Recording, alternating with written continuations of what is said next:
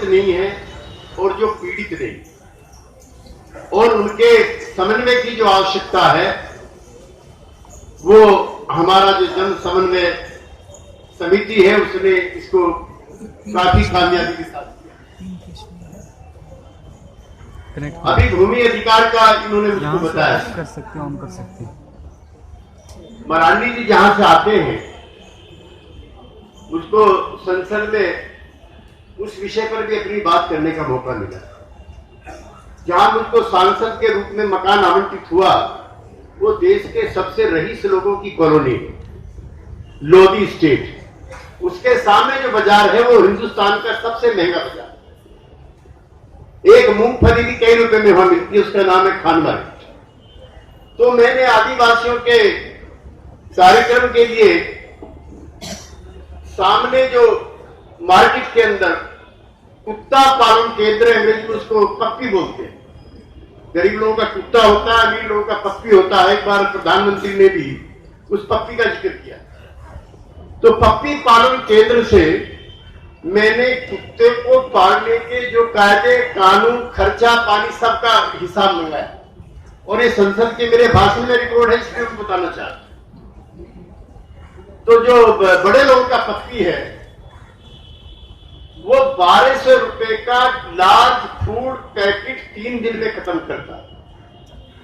1200 रुपए का large food packet 3 दिन में खत्म करता है बड़े लोगों का पप्पी। पप्पी को लंबे लंबे बाल होते हैं, इसलिए उसको ग्रूम शैम्पू की भी जरूरत है, क्योंकि इनहील करने के लिए ज्यादा मात्रा में शैम्पू लगता है। तो 800 रुपए का शैम्पू भी 3 दिन में समाप्त हो जाता है, जो पप्पी के बालों को साफ रखता है। उसके बाद पप्पी स्नैक्स भी खाता है। 4-5 बजे के आसपास उसको नॉन वेजिटेरियन किस्म के स्नैक्स भी खाने को दिए जाते हैं, और उसको संगीत का भी शौक है। एक मशीन ऐसी उसके गले में दाएं बाएं बांधी जाती है कि इधर को मुंह करेगा संगीत बजेगा, इधर को मुंह करेगा संगीत बजेगा। संगीत का भी पप्पी को शौक है। और उसके बाद पप्पी का जो गर्म कपड़ा है, उसका जो सर्किल है जिसमें वो लेटता है, बैठता है और डोट डोट करता है, उसके लिए 1800 रुपए का वो गर्म कपड़े का उसका गोल बिस्तर भी होता है। तो मुझे उन्हीं दिनों हिंदुस्तान के गरीब लोगों की जो अंतर्राष्ट्रीय संस्थानों ने स्थिति बताई है उसको भी पढ़ने लिखने सुनने का पढ़ने का मौका मुझको मिला। और वहीं पर खान मार्केट के अंदर रईस लोगों के बच्चों के लिए बाल काटने का भी एक केंद्र खुला है जिसका नाम है हबीब सैलून। आजकल बड़े बाप की औलादों को स्प्लिट हेयर करने का भी शौक चढ़ा है, बाल सुंदर होने से। और एक बच्चे के रईस के एक बार के बाल कटने में, स्प्लिट हेयर होने में 5 से लेकर के 10,000 रुपए तक लगते हैं। और जब स्प्लिट हेयर हो जाते हैं तो जंगली सुअर या रीछ की तरह से उसके बाल हो जाते हैं, जिसको स्प्लिट हेयर बोलते हैं बड़े लोग। वो भी वहां हमारे सामने खुला है। और इस देश का जो आदिवासी है, जो गरीब है, जो दलित है, जो marginalised section of the society है, जो सदियों से जिनके चेहरे की उम्मीदें खत्म हो गई हैं इंसाफ की इंतजार में, धरती के अंदर पड़ी हुई दरारें और चेहरे की दरारों में कोई फर्क जिनके अंदर नहीं है, जिस देश में दुनिया के सबसे ज्यादा कुपोषित बच्चे पैदा होते हैं और मरते हैं, पैदा होने के और 6 महीने के बीच में जच्चा और बच्चा मरने की जहां की संख्या सबसे ज्यादा है। अभी जो ताजा रेटिंग आई है उसके मुताबिक जो सहार डिजर्ट है, जो दक्षिण अफ्रीका के एबिसिन देश है, वो भी भारत से बेहतर स्थिति में। बांग्लादेश और नेपाल के लोग भी भारत के लोगों से भी बेहतर स्थिति। इतने करोड़ी दुनिया में पैदा होते हैं, उसके आधे से ज्यादा इस बदनसीब मुल्क में पैदा होते हैं जो भारत महान। जितने अंधे होते हैं उनमें सबसे ज्यादा तादाद इसी बदनसीब भारत। और जब जब जन अधिकारों के, ह्यूमन राइट्स के लिए यहां जनता आंदोलित होती है, तो किस बेरहमी के साथ, किस क्रूरता के साथ, किस बर्बरता के साथ उनको कुचलने का काम होता है, हम रोजमर्रा कहीं ना कहीं किसी न किसी जगह पर देखते।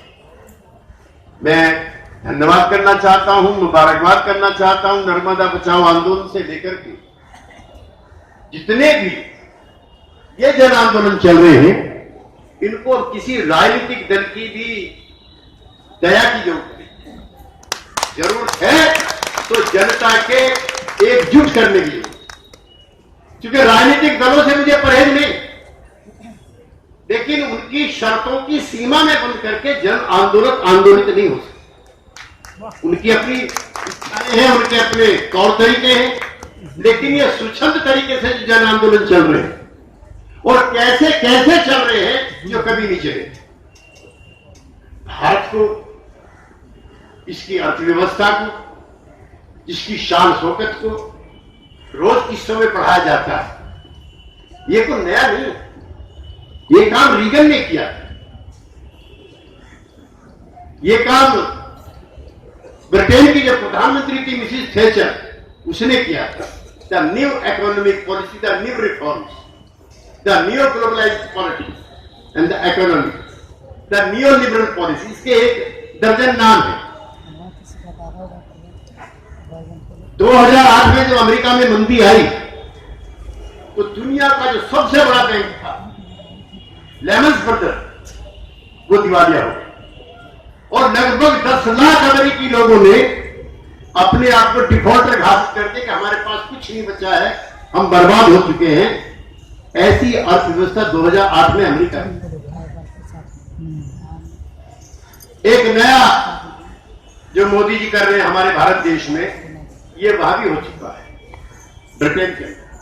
वहां जो रेलवे सिस्टम था उसका नेशनलाइजेशन कर दिया और कई संस्थान थे वो किए गए। वहां पे वेतन फ्री, जिसका आज हमारे भारत के मजदूर आंदोलन में बड़ा जिक्र होता है, ये अब से 25-30 साल पहले ब्रिटेन में हो चुका है। न्यूजीलैंड में, ऑस्ट्रेलिया में भी इस तरह के प्रोग्राम आयोजित हो चुके हैं। मुझे लेकिन प्रसन्नता है कि वहां पूंजीवाद की हार हो रही है और पुनः ब्रिटेन के अंदर रेलवे के पुनः नेशनलाइजेशन की डिमांड ही नहीं हुई, बल्कि इसको पूरा भी किया। कई यूरोप के देशों में जो जहां पे सरकारी क्षेत्रों से निकाल करके निजी क्षेत्रों में जो जो संस्थान लाए गए थे, उनको पुनः स्थापित किया जा रहा है। तो आज एक लड़ाई ये भी चाहिए, डिसइन्वेस्टमेंट। जो भी संस्थान मुनाफे में है, एयरपोर्ट अथॉरिटी ऑफ इंडिया का ले लीजिए, दिल्ली की जो एयरपोर्ट अथॉरिटी ऑफ इंडिया थी, कई 100 करोड़ रुपए, एक तो नहीं, इन 3 फिगर्स मुनाफे में चल रही, जीएमआर को दे दिया। और कहने के लिए, शान शौकत के लिए एक दुनिया बनी है, नव धनाढ्य समृद्धि के कुछ टापू हैं देश में दिखाने के लिए, जिसमें दिल्ली का एयरपोर्ट भी है। यहां दुनिया के सबसे ज्यादा आदमी सफर करते हैं, इसलिए इसका नाम रख दिया world number 1 travelling fast airport. और यहां सबसे ज्यादा लोग भूखमरी से मरते हैं। 3 लाख से ज्यादा किसानों ने पिछले कुछ वर्षों में आत्महत्या की। मैं किसानों के सवाल पर कुछ आंकड़े इकट्ठे करता था। पंजाब और हरियाणा उन राज्यों में से हैं जहां पर ग्रीन रिवॉल्यूशन सबसे पहले हुआ। मैं तकलीफ से खबर आपको सुनाना चाहता हूं कि पंजाब और हरियाणा में आज की तारीख में आत्महत्याओं का दौर सबसे ज्यादा। वहां पे बीटी कॉटन जो चली, एक बीटी कॉटन को तैयार करने के लिए 5 बार स्प्रे करना पड़ता है और एक स्प्रे की कीमत 1 एकड़ में 5,000 रुपए आती है। तमाम हरियाणा की, पंजाब की जो कपास थी वो समाप्त हो गई और किसानों ने आत्महत्याएं की। देश के 2 बड़े इंडस्ट्रियलाइज्ड स्टेट गुजरात और महाराष्ट्र, पिछले दिनों में महाराष्ट्र के अंदर भूख से, तकलीफ से मरने वालों की, आत्महत्या करने वालों की तादाद सबसे ज्यादा है। इसलिए ग्रीन रिवॉल्यूशन का भी जनाजा निकला और नव पूंजीवाद का भी जनाजा निकला, जिसके को दिखा करके देश में नया मॉडल, गुजरात मॉडल। तो गुजरात मॉडल खाली पूंजीपतियों को जमीन देने भर का नहीं, ऐसे समृद्धि के मॉडल देश भर में इकट्ठे किए गए और बताया गया कि ये उदीयमान भारत है, नहीं ये नया भारत है, ये वाइब्रेंट इंडिया है, ये वाइब्रेंट गुजरात है। मित्रों, जो देश के कमजोर तबके और खासतौर से जो अल्पसंख्यक, उन पर नए नए तरीके से जुल्म और जाति के प्रचार और प्रसार किए जा रहे हैं। मैं जहां से आता हूं, जहां मेरा जन्म हुआ है और जहां से मैं लोकसभा का भी प्रतिनिधित्व किया है, दादरी उसी के बराबर है। अखलाक वहीं का रहने वाला, अखलाक का कोई दोष नहीं था, लेकिन संविधान में जो अधिकार दिए गए हैं कि हर व्यक्ति को अपने तरीके से धर्म का आचरण पालन करने का अधिकार है, उसका सबसे कथन होने का सबूत जो है वो दादी के अंदर मिलता, जब अखलाक को दिन दहाड़े मार गया। वहीं पर मेरे बाजू के शहर मेरठ में लव जिहाद है। हमने लव भी सुना था और जिहाद भी किसी और मामले में सुना था, लेकिन दोनों मिलकर के लव जिहाद होकर के समाज के जो अल्पसंख्यक समुदाय है उनको डराने और धमकाने के लिए इसका इस्तेमाल किया जाएगा, मुझे इसका पता नहीं था। मैं मेरठ चुनाव लड़ने गया, मेरा ज्यादा वक्त तो लंबा हो जाएगा, तो मुझे बताया कि मुसलमानों के कुछ लड़के हाथ में पीले रंग का धागा बांध करके माथे पे तिलक लगा करके आते हैं, हिंदू मोहल्ले में जाकर के लड़कियों को, जो हमारी बेटियां हैं, उनको अपने जाल में फंसाते हैं। इसलिए साहब उस पर भी कुछ ना कुछ आप बोलिएगा। ये लव जिहाद, ये मुझे प्रिय वहां सुनने को मिला। मैं मुजफ्फरनगर गया चुनाव लड़ने के लिए लोकसभा का। मुजफ्फरनगर का जिक्र जब होता है तो लोग इसको अब किसी शहर के रूप में नहीं, इंसानियत के साथ दरिंदगी की जो इंतहा हो सकती है, उसके लिए मुजफ्फरनगर याद किया जाता है। 1 लाख लोग बेदखल हुए वहां पे अपने अपने घरों से, और जो शिविर बने हुए थे बहू बहन बेटियों की इज्जत की हिफाजत के लिए, 2 वक्त की रोटी के लिए, कैंपों के अंदर जाकर के भी माइनॉरिटी की महिलाओं के साथ बलात्कार। मैं सांसदों का एक डेलीगेशन लेकर के केरल में गया, जहां बताया गया कि वहां पर पलायन हो रहा है हिंदुओं का। इंडस्ट्रियलाइजेशन नहीं है, अच्छा स्कूल नहीं है, अच्छी चिकित्सा नहीं है, इसलिए वह हिंदू का मुसलमान का सबका पलायन हो रहा है। और अगर पलायन की बात करते हो तो बुंदेलखंड से ज्यादा पलायन इस साल किसी का नहीं। लगभग 35 लाख लोगों ने बुंदेलखंड रीजन को इसलिए छोड़ दिया कि वहां पानी का भी इंतजाम नहीं। इसलिए जन आंदोलन अगर ज्यादा फैले तो फिर उनको घुट्टी दो धर्म, जो किसी तानाशाही का अनडेमोक्रेटिक फासिस्ट गवर्नमेंट का आखिरी और सबसे प्यारा हथियार, हिंदू मुसलमान को बांटो। और ये चुनाव कुछ लोग कहते हैं कि प्रगति के नाम पर जीता गया। मैं जिन इलाकों से आता हूं वहां ये गोधरा के नाम पर, कि गोधरा का शेर आया है जो आपको बचाएगा जुल्म जातियों के खिलाफ। ये चुनाव समाज के बड़े तबके की भावनाओं को भड़का करके जीता गया।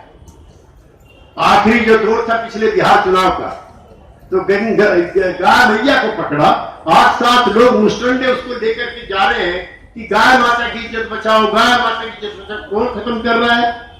हम बचाने वाले हैं और हमारे विरोधी खत्म कर रहे हैं। तो सारे देश का माहौल ऐसा विषाक्त हो चुका है कि पूरा देश बारूद पर बैठा है और एक माचिस की तिल्ली फेंको और बर्बादी और दंगे शुरू।